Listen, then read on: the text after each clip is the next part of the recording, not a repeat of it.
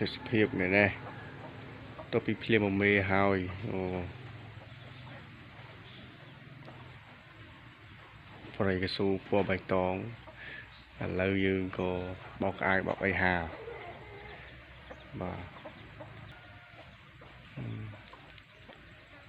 មកបានដើរទៅលេងនៅនោះទៀតកាន់តែអែមទៀតតែយើងអត់បានទៅយក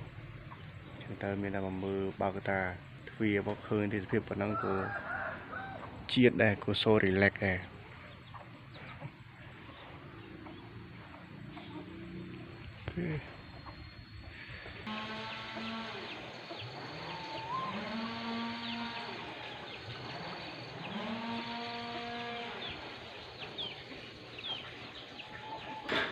ngủ mình đây ôi nhiều sai bơ đi khéo rồi bơ thì bơ mà nghe hộp hết mua tiền sập hiệp cái camping kia đó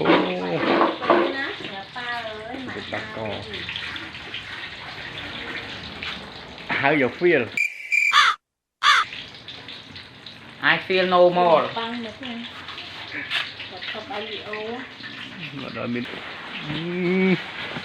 Em nè.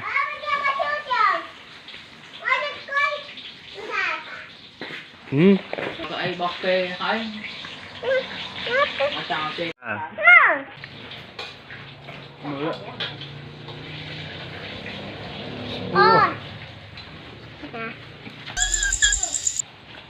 Phải anh môn kì Đâu à?